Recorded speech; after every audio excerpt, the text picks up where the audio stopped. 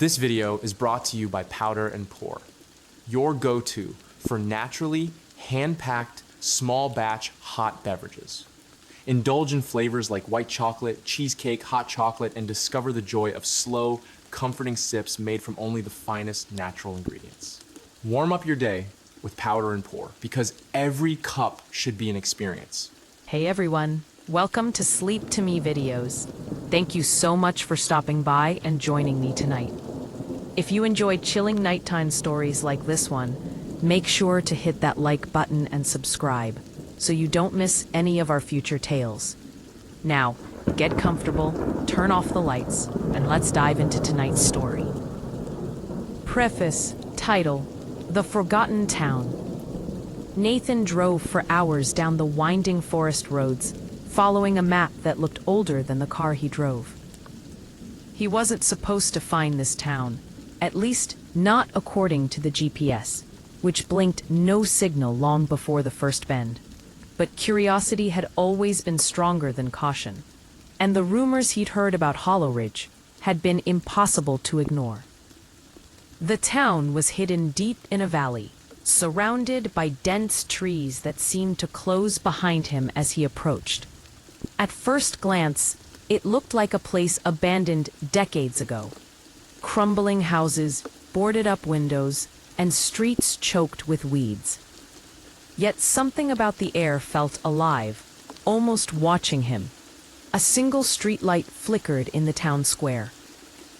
Under its weak glow, Nathan saw movement. Shadows flitting past broken windows, shapes too human to be leaves rustling in the wind.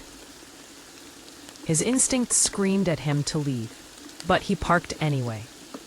There was a small inn at the edge of the square, its sign swinging on rusty hinges, Haven Lodge. The door creaked as he pushed it open. Inside, the air was heavy with the smell of mildew and old wood. No front desk, no greeting, just silence, so deep it seemed to press against his ears. He called out. No one answered. On the counter lay a journal, its pages yellowed and brittle. The first entry read, "They are not what they seem. Never trust the town after dark." Nathan shivered. He found a room upstairs, furnished with a bed, a small dresser, and a single window overlooking the square. The town seemed peaceful in the fading light, but only until night fell. At midnight, the sounds began.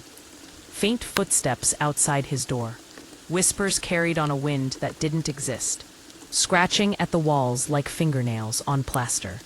Nathan tried to convince himself it was the old building settling.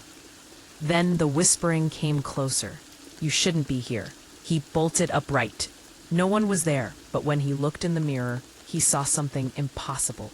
A pale figure standing behind him, its face obscured in shadow. He spun around. Empty room. The whispering grew louder, chanting now, a chorus of voices repeating, "Stay, stay, stay." Morning brought little comfort. The streets of Hollow Ridge appeared empty, but Nathan soon realized that every house he passed had eyes pressed against the windows. Shapes moved behind curtains, always just out of clear view. The town wasn't abandoned, it was waiting. As he explored, he discovered old newspapers scattered on porches. The headlines were strange, dated decades ago, yet eerily prescient. Residents vanish without trace. Unexplained lights over Hollow Ridge. Visitors never return. Every house had a note scratched on the door. Do not trust the night. That night, Nathan was not alone. Shadows drifted through the streets, whispering his name.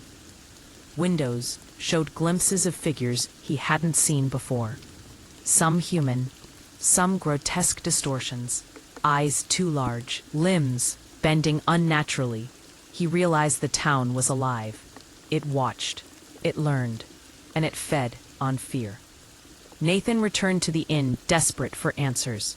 This time, a man emerged from the shadows of the lobby. He wore a uniform too old to be modern, his face pale and unnervingly still. "Welcome back," the man said, voice hollow. "I am the innkeeper. You've been chosen." Nathan asked what that meant. The man smiled, too wide, too thin-lipped. "The town doesn't like outsiders. Not really. But some it chooses to keep." Before Nathan could respond, the innkeeper gestured toward the stairs. A corridor had appeared that wasn't there before. Doors lined the hall, each slightly ajar, and Nathan could hear faint cries from behind them. He glanced down one hallway, faces pressed against the walls, silently screaming, then disappearing when he blinked. The first night of being chosen was a torment unlike anything Nathan had ever experienced. When he slept, or thought he slept, he was pulled into the streets of Hollow Ridge. Shadows twisted into monstrous forms. Doors led into impossible rooms. One room had endless ceilings covered with eyes. Another was a pit of writhing hands reaching from the floor. He heard chanting, calling his name, and realized the town itself had a consciousness. It wanted him to stay, to become part of it. His fear fed it. His fear kept him trapped. By the fourth night, Nathan couldn't tell reality from nightmare. Every mirror reflected not his face, but the twisted residents of Hollow Ridge, their mouths frozen in silent screams. Every shadow stretched unnaturally, following him even in daylight. Desperate to escape, Nathan tried leaving the town, but the roads looped back into Hollow Ridge, no matter which direction he drove. Forests twisted impossibly. Buildings appeared where they had not been before. It was a labyrinth, alive, reshaping itself to trap him. In his wandering, he stumbled upon a hidden church at the center of town. Inside, dozens of figures sat in pews, all staring at a pulpit where a shadow loomed. The heart of the town. It spoke not in words, but in thoughts. And Nathan understood every warning. Join us or fade. He realized the town was not just sentient. It was eternal. It had absorbed every lost soul and now awaited him to complete its collection. Nathan fled back to the inn, but the innkeeper awaited him. The corridor opened again, lined with doors, and the whispers of past victims echoed, pleading for release. "You can't leave. You belong here." Terrified, Nathan ran into a room at the end of the hall, slamming the door. The room had a mirror, and in it he saw himself, but not as he was. Hollow eyes stared back, his face elongated, a silent scream frozen on his lips. He screamed. The mirror shattered. But the moment it broke, the town's essence enveloped him. Nathan's body went cold. His consciousness fractured. He became both inside and outside, trapped between reality and the town's will.